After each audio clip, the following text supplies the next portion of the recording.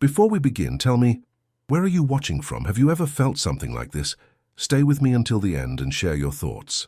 The scene opened on the 50th floor of the glass and steel monolith that housed Reed Global, where Evelyn Reed, 40s sharp, impeccably dressed, sat behind a desk large enough to land a helicopter. It was 3 a.m., and the city lights below were just a cold, distant tapestry. The silence in the immense office was not peaceful. It was a vacuum pressing down on her with the weight of her $32 billion net worth. Evelyn, the iron-willed CEO, was trapped in a cage of her own making. A golden cage, yes, but its bars were forged from an invisible, corrosive fear, the dread of losing everything she had fought to build. The air itself felt thin, scrubbed clean of any human warmth, a perfect, sterile reflection of her own internal landscape. Controlled, beautiful, and utterly devoid of comfort. It was in this mausoleum of success that the only other living soul appeared. Elias, 60s, a man carved from quiet labor, pushing a battered cleaning cart. He was the counterpoint to her polished wealth, a silent, necessary fixture mopping the marble floors that reflected her anxiety back at her. Evelyn, fueled by 3 hours of stress-induced insomnia and a profound isolation, let a cruel joke escape her lips, the kind of arrogance only absolute power can foster. With a sharp, brittle laugh that echoed unnervingly in the empty space, she called out, "Elias, my janitor, tell me, what's your financial advice for a little company like mine? How do I keep this all secure?" It was an act of emotional release, a way to mock the very insecurity that gnawed at her, using the man's simple station as a shield. Elias, however, did not flinch, did not stop mopping, and most importantly, did not look up. The dull, rhythmic swish of his mop across the floor was the only sound for a moment, an organic counterpoint to the electronic hum of the server. Rooms. Then his voice, low and resonant, cut through the quiet. It was the voice of a man who had seen the bottom of things, a voice carrying the weight of real experience, not textbook theory. "Security, ma'am," he murmured, the word delivered without malice or subservience, "always costs more than just money. It costs what you believe you can live without." The sentence hung there, dense and immediate, a slap of cold water that instantly stripped the humor from her question. Evelyn's mocking smile dissolved. That single unexpected phrase, "It costs what you believe you can live without," hit her with the force of an actual financial forecast, one that spoke not of assets and liabilities, but of real risk. It was an abstract concept delivered by the most concrete of men. The CEO, who navigated hostile takeovers and trillion-dollar markets, was rendered speechless by a janitor's unsolicited philosophy. The image of the cleaning cart retreating down the vast, dark hallway, a battered, aluminum arc in a sea of corporate perfection, became a perfect visual metaphor for the truth she couldn't face. Her empire was built on a foundation of sand, and only the man with the mop seemed to understand the true cost of keeping it clean. Evelyn attempted to erase the encounter, burying herself in a routine so rigorous it bordered on self-punishment. Days blurred into a relentless cycle of frigid meetings, where her authority was absolute, and sterile elite dinners, where every conversation was a transactional negotiation. Yet the janitor's words had subtly cracked the veneer of her control. Every time a colleague spoke of asset security or risk management, the hollow echo of Elias's profound statement returned, a stubborn pebble in her finely tailored shoe. She found herself subconsciously checking the evening cleaning schedule, a small, irrational ritual to avoid the man whose wisdom had momentarily dethroned her carefully constructed reality. The crack widened a week later, when the massive acquisition deal she was championing, a crowning achievement meant to silence every lingering doubt from her past failures, collapsed spectacularly.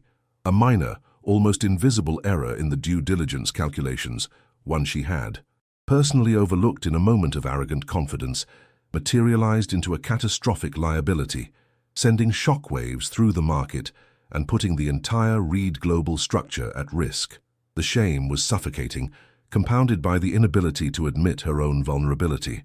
The CEO, who prided herself on being infallible, was now navigating a secret, terrifying storm that she alone had summoned.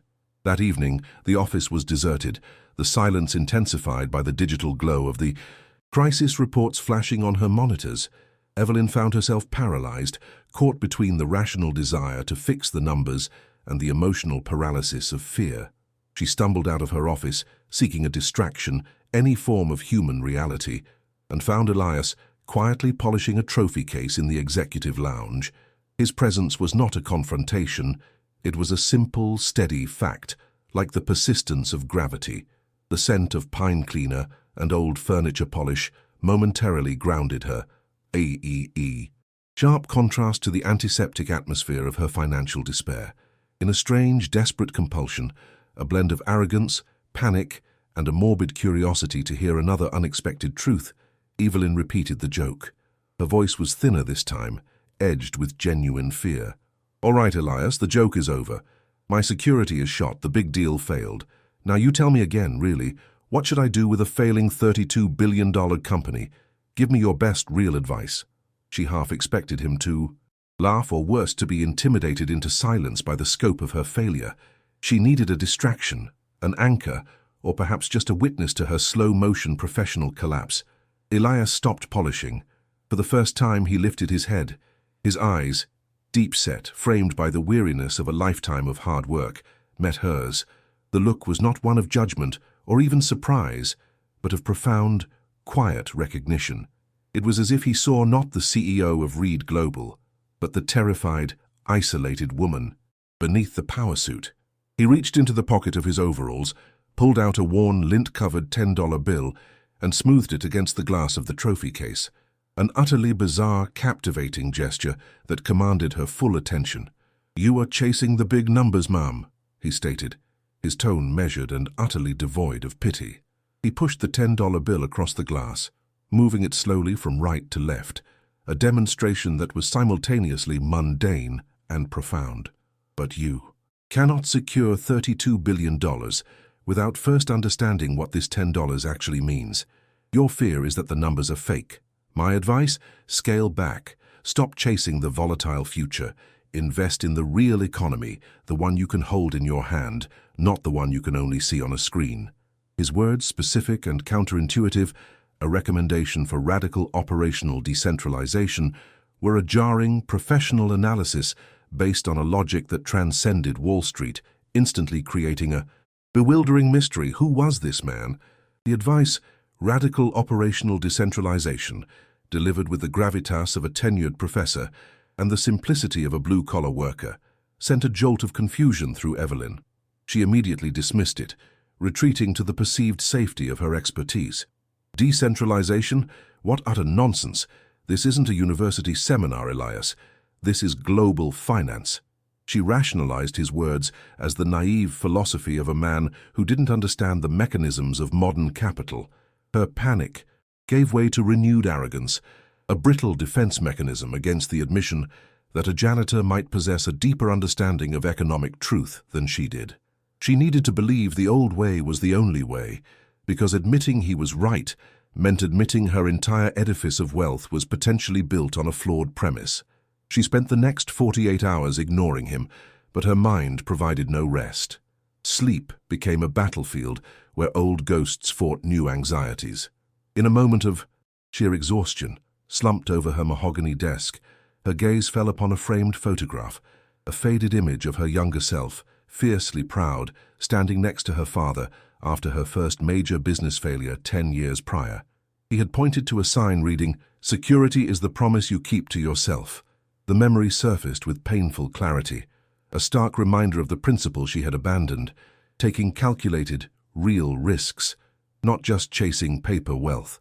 Elias's words, "Security costs what? You believe you can live without," now echoed her father's forgotten wisdom, striking a chord of uncomfortable familiarity. A strange tension began to simmer in the office. Evelyn, in an effort to prove Elias wrong, ordered an in-depth financial report on the smallest, most secure and most stable division of Reed Global, a small-scale manufacturing unit tucked away in the Midwest. The report arrived, a meticulously bound blue document filled with dull, consistent numbers. It was a testament to real economy, something she had always considered too small and too slow. She almost filed it away when a tiny detail snagged her attention. A single, overlooked line on the very last page, detailing a catastrophically high, unmitigated local supply chain risk. The number was small in the grand scheme, but the fragility it represented was immense. The shock was visceral. She realized Elias's advice wasn't about the size of the investment, but the foundation of it. Her fear of losing the whole company was blinding her to the tiny structural risks hidden in plain sight. She felt a wave of icy coldness wash over her as she realized the potential truth. The very security she thought she had was illusory. Her sophisticated analysts focused on macro trends had missed the basic local flaw a janitor might have intuitively understood. The realization felt like a confession. Her intellectual arrogance had created a critical blind spot, forcing her to involuntarily take a step toward Elias's counterintuitive perspective. Later that evening, while waiting for her car, Evelyn overheard two junior associates whispering about the cleaning crew's lunch break discussion. They were casually, almost cruelly, mocking Elias for his rambling on economics, calling him Professor Dustpan. The casual injustice of their derision, based solely on his uniform, ignited a sharp, unexpected surge of protectiveness in Evelyn. She remembered the quiet dignity in his eyes and a wave of profound shame. For her own initial similar mockery washed over her. The sound of their dismissive laughter was a trigger, a subtle internal demand for justice that forced her to reconsider her own hasty judgment of the man. As she walked back towards her office, determined to check the local supply chain report again, she heard a soft, melancholic melody drifting from the storage closet, a classic, almost forgotten Irish folk song. The tune, one her grandmother used to sing, was a haunting melody about holding tight to what you can feel. It was Elias humming softly as he organized his cleaning supplies.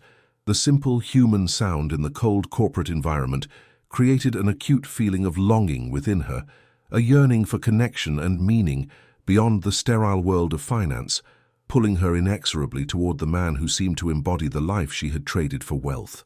She stood frozen in the hallway, the haunting music and the memory of her father's forgotten lesson colliding. She finally admitted the terrifying possibility. Elias might be the key to saving her company, but more importantly, he might be the key to reclaiming the integrity she had lost. The music faded, leaving only the sound of her heart hammering against her ribs, urging her to investigate. The blue report with the catastrophic number suddenly felt like a map, and Elias, the silent janitor, the enigmatic cartographer. Evelyn, driven by a blend of professional panic and a nascent emotional curiosity, decided to test Elias's counterintuitive advice on the small Midwest manufacturing division, albeit with crippling skepticism. She covertly ordered the division manager to implement the radical decentralization strategy, a costly countermarket move involving divesting vulnerable supply chain elements and focusing on hyper-local production. The initial results were immediate and disastrous. A substantial, short-term loss, creating a visible seven-figure dent in the quarterly report. Evelyn saw the number and felt a sickening wave of "I told you so" self-recrimination, the internal resistance screaming that she had listened to the wrong voice. The following morning, the damage was exploited by Marcus Thorne, her ambitious and aggressive co-CEO rival, during a high-stakes board meeting. Thorne, armed with the disastrous report, used the loss to question Evelyn's judgment, insinuating she was emotionally unstable and taking irrational risks. "A janitor's advice, Evelyn? Really?" he sneered, the words carefully chosen to inflict maximum professional shame. Evelyn, her face burning, was trapped, unable to defend a decision she couldn't even explain to herself. She nearly capitulated, ready to fire the division manager and blame the entire blunder on a misguided experiment to save face. It was then, as she gripped the table's edge, that the smallest possible interruption occurred. Elias, pushing his cart past the half-open door, paused. A small laminated object, a worn, slightly bent photograph, slipped from his overall pocket and landed silently on the plush carpet right beside Evelyn's expensive Italian leather shoe. He didn't break stride or acknowledge the drop, a gesture so discreet it was almost invisible, but Evelyn saw it. She leaned down, her heart thumping, and picked up the photograph. A faded, sepia image of a young girl, no older than 10, with a gap-toothed, radiant smile, her arm wrapped around an older man's neck, a man who bore a striking resemblance to Elias. The image was a powerful, silent counterargument to the cold figures and Thorne's contempt. It spoke of a deeper, non-financial value that Elias prioritized. The pure, undeniable joy radiating from the child's face was the real economy Elias had spoken of. This small symbolic object, a fragment of human connection, created a crucial 1-second delay in Evelyn's decision to surrender. She realized Elias hadn't left the photograph by accident. It was a deliberate, silent plea to trust the motive behind the advice, not just the initial, frightening number. Driven by this new piece of silent evidence and the unsettling realization that Elias's actions were highly coordinated, Evelyn used her full resources to investigate her janitor. She spent the next evening in her darkened office, not reviewing financial reports, but digging into public records. She Googled his name, Elias Vantris, and the search returned a series of stunning results that acted as a silent narrative proof. Old university faculty directories, publications on socioeconomics, and, most damningly, a series of digitized newspaper clippings under the chilling headline, "Renowned economist Elias Vantris faces ruin after market crash." The revelation hit her with the force of a physical blow. Elias was not merely a janitor. He was a former professor of economic resilience at a prestigious university who had been utterly ruined by a financial collapse similar to the one Evelyn now feared.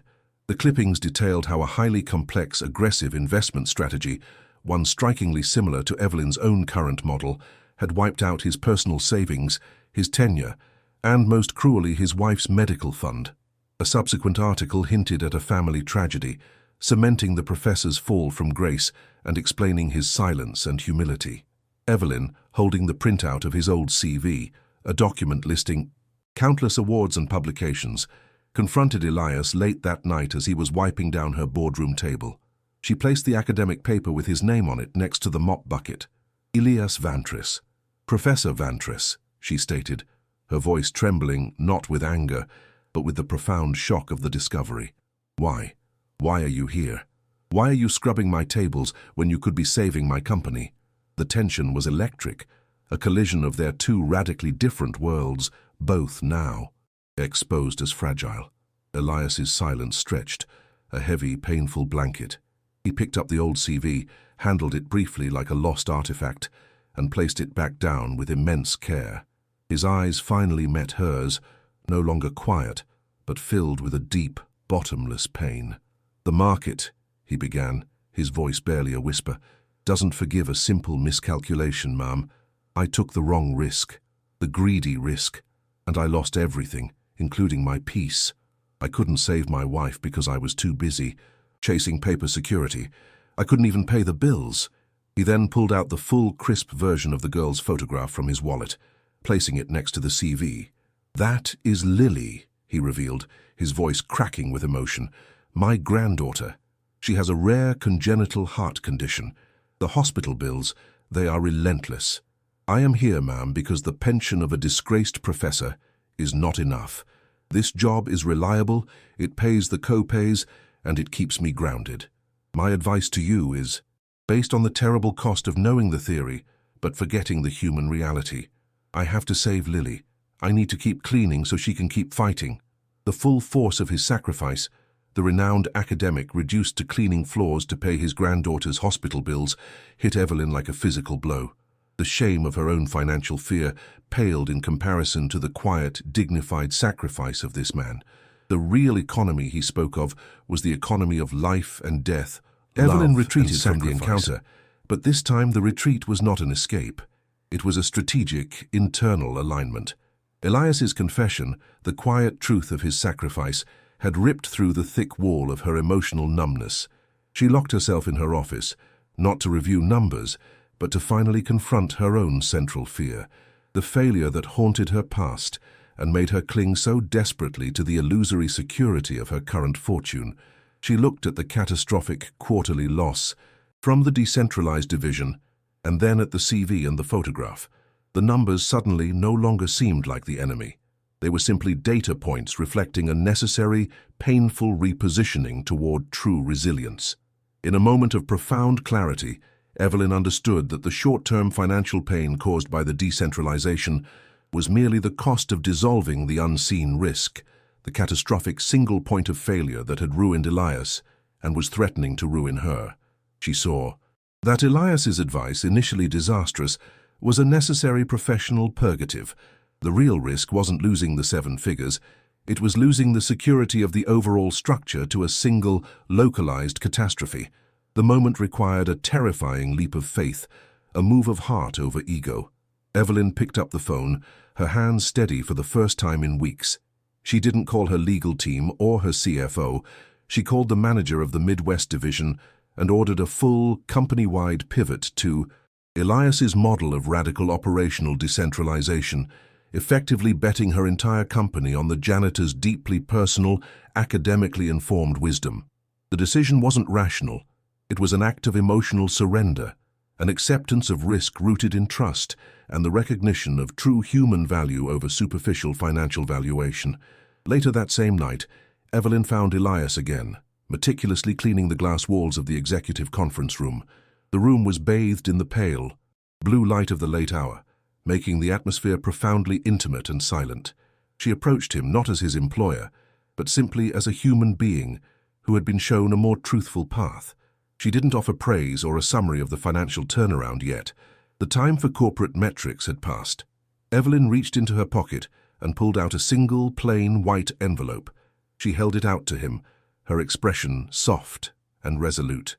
"This is not charity, Elias," she said, her voice barely audible. "This is a contract with a private medical facility. Your granddaughter, Lily, will receive the best possible care, indefinitely, paid in full. My name is on the guarantee. Your sacrifice ends tonight." The gesture was not a financial transaction. It was a profound act of restorative justice, acknowledging the debt she owed his silent wisdom and recognizing the supreme value of his familial bond. Elias stopped cleaning. He didn't take the envelope immediately. His eyes, now wet, searched hers, seeking not the CEO's pity, but the human being's sincerity. He nodded, a single, deep acknowledgement that transcended words. In that shared, silent moment, Evelyn's years of emotional isolation dissolved. The CEO had finally let go of the control, the resistance, and the arrogance, allowing herself to be moved and saved by the quiet dignity and sacrifice of another person. The true cost of security, she finally understood, was the willingness to expose one's own vulnerability and act with pure, unmitigated heart. Weeks later, the market stabilized. Evelyn's bold move, guided by Vantress's principle of foundational resilience, had insulated Reed Global from a subsequent, minor market tremor that devastated her competitors. She didn't announce a celebration or a press conference. Instead, she met Elias not on the 50th floor, but in a small, well-lit office on the ground floor, designated as the new Office of Foundational Resilience. She extended her hand not for an order, but for a true partnership. "Professor Vantress," she said, her voice warm, offering him the position of lead economic consultant, a role of immense influence that restored his academic honor and professional dignity. Elias, impeccably dressed in a simple, quality suit, his eyes now bright with a mixture of peace and purpose, accepted the handshake. It was a gesture of respect that transcended their previous roles, a sealing of a bond built on shared humility and regained integrity. He didn't speak of salaries or titles. He spoke only of Lily, now recovering steadily in a world-class facility, her bright smile a promise of the future. The simple, firm handshake, captured by the office's ambient light, was the only proof of the profound transformation. The CEO had found humanity, and the janitor had regained his worth. As a final, symbolic act, Elias reached into his now pristine briefcase and pulled out the small, laminated photograph of Lily, the one that had fallen on the boardroom carpet. He didn't keep it. He handed it to Evelyn. "Keep this, Ma'am," he said softly, a ghost of a smile touching his lips. "A reminder of the real economy, the value you can hold in your hand." Evelyn took the picture, the rough, worn edges of the lamination, a sharp contrast to the polished surface of her desk, placing it deliberately not in a drawer, but next to her computer screen, a permanent compass. The final image fades to a silent, tranquil shot. Lily, the little girl with the gap-toothed smile, sitting up in her hospital bed, painting a vivid picture. She looks up and waves at the camera, a small triumphant gesture of hope and life. Evelyn Reed's face is not visible, but the sound of her soft, genuine laughter, a sound Elias had never heard before, drifts in from off-screen. a testimony that she had finally secured what truly mattered. Not the billions, but the restoration of her own human spirit. Who's the one ordinary person who gave you the best advice of your life? Tell us in the comments. If this story moved you, don't forget to like and share it with someone who needs hope, proving that true value isn't about the job title.